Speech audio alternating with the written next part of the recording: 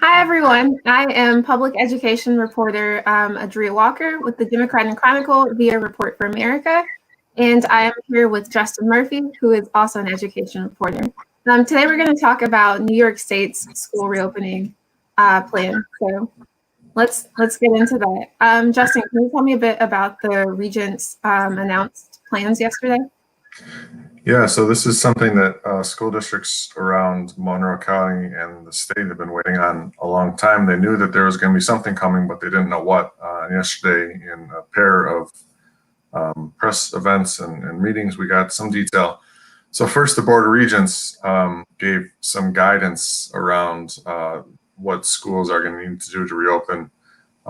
Important to note at the outset that these are not rules that they need to follow or anything like that. It's kind of intended for the most part as best practice. But there's guidance in there around how to get food to kids, whether they're in school or out of school, what kind of social distancing they're going to need to meet. A lot of attention was paid to children with disabilities, homeless children, kids in other kind of vulnerable situations who are suffering the consequences worse than others. And of course, a lot of stuff about cleaning and personal protective gear and those things. So that ideally should give schools a little bit more of a framework than they have had up until now in terms of communicating their own plans to their communities. How has their plan influenced by Cuomo's plan? Yeah, so then later in the afternoon, Andrew Cuomo had a press conference, and his, he has the ultimate sign off on whether kids go back to school, and that was actually pretty good news. His main takeaway was that as long as infections stay underneath a certain level, which they currently are everywhere in the state, 5% infection rate, we're nowhere close to that.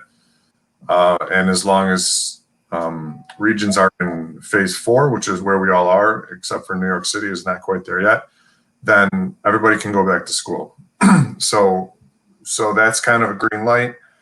Now the next step is that the state Cuomo's guidance around those rules and the region's framework that they put out are going to be combined into a document.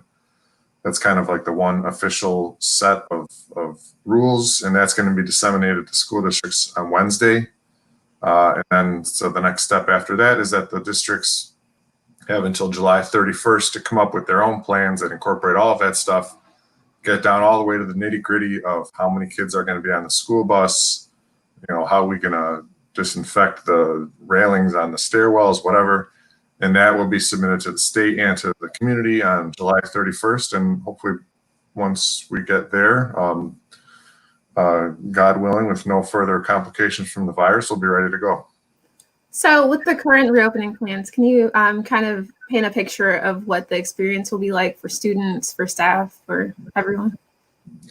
Yeah, it's going to be weird, which is kind of like everything else in the world, right? So the main, most important thing is everybody's going to be wearing masks, children and adults. That's already, what we get from the state anyways, that everybody over age 3 should be wearing a mask. So that shouldn't be anything new. The difficult thing from planning purposes, I think, is the social distancing. If a typical school has, say, 700 kids and 100 adults milling around on a typical day, that's not going to be the case. So a lot of schools have kind of on a preliminary basis been thinking of like an A-B schedule where half the kids are one day, half the kids are the other day, or you could do 1 week on, 1 week off. Of course, those things and all of this interact with what are parents doing with their kids when they're not in the building, and all those other practical considerations. But so masks, fewer kids in the hall, fewer kids in classrooms, probably fewer kids in school buses. We haven't heard like a final word on sports yet. That is certainly going to be an interesting point. All of those come up with different ideas about how to deliver services, so if you decrease the number of kids in the class, then the teachers then have to go back and think about how they handled a certain lesson plan or whatever it is. So there's a ton of like cascading stuff that needs to be done, but the bottom line for children and adults is fewer people, all of them wearing masks. What are some of the possible holdups in executing the plan? Yeah, so this will test some areas that school districts have been struggling with for years without COVID. And the two I think that come to mind right away are school bus drivers and a number of teachers, both full-time teachers and subs. In a given year, every single school district in Monroe County is always struggling to get people to do like the part-time job of driving a school bus. It's not glamorous or well paid or anything else. And the kind of the key demographic for that is retired people. So you would assume that some of those people in their 60s that may have underlying health conditions are going to decide that it's not worth the couple $100 a week that they're getting from it. So how the districts will deal with that is going to be difficult. Yesterday, Kathleen Grotman, who's the Greece superintendent, said they're considering, right now they route the buses for every single kid, whether they take it or not. She said they're considering whether they can get a list of kids whose parents are going to be driving them or who walk, and they can cross them off the list and then consolidate like that. That would be new. So we'll have to see. Substitute teachers, by the same token, it's not easy to get qualified substitute teachers, or for that matter, any substitute teachers, unqualified or qualified. And that is going to be exacerbated in particular when it comes to retired teachers who are doing some of that. There's going to be a greater need for substitutes as more teachers either don't come back or take sick leave or whatever it is. So that is going to be an issue. And then the third overarching thing I would say is money. Districts already had to pass budgets that they weren't comfortable with because of the economic crisis that we're in. They might have to cut further during this current school year, which they don't really know how that they're going to do.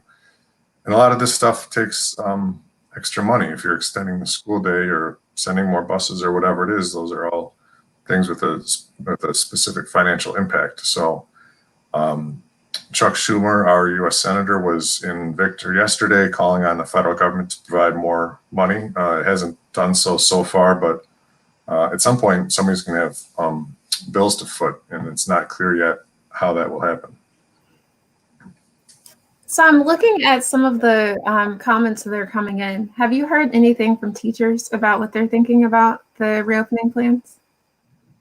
Yeah, as usual, that is all across the board. There's no question that there are a lot of teachers who are concerned about coming back into an uncontrolled environment. The teachers unions, I think, in general, have not committed too far one way or another. They'll say that of course they want to come back, but they have, teachers, just like anybody else, need to think about their own underlying health and personal situations, and they're going to have their own childcare situations. Of course, a lot of teachers have kids of their own. So I don't know if there's anything really specific to say about that, and except that it's, with collective bargaining and with just the sheer numbers of people that we're talking about, teachers are going to need to be brought on board for it to be a successful reopening. So I know the Regents plan also discussed, and I'm still looking at the comments, discussed distance learning plans. Have you heard anything about what that's going to look like? Yeah. So the directive to districts was that they need to develop essentially 3 plans. One that's fully in person, just like usual, so to speak. One that's fully online, and one that's a hybrid model. And so that's not only to provide options on the first day of school, but the state wants to make sure that if we get through 6 weeks of in-person classes and then there's a spike in the viruses, that we can switch back to online or to a hybrid model, and it won't be incredibly disruptive like it was in the spring. So yesterday, Kathleen Grotman from Greece said that she had heard very clearly, as have other school leaders, that the way that online learning happened in the spring was not acceptable to a lot of families and kids. That's not a surprise. It's not what anybody's plan was for the spring of 2020. But there's curriculum and teaching specialists who are working really hard on how that could possibly look different in the fall. So I expect that we're going to see some interesting differences once those plans get submitted on July 31st. We'll be able to look at that compared to what was happening in April and May and see where districts have evolved on that. I think this might be our final question, but do you know of any specific kindergarten conversations that are happening or for younger age children? No. Okay. That doesn't mean that there aren't any happening, but I'm not specifically aware of those.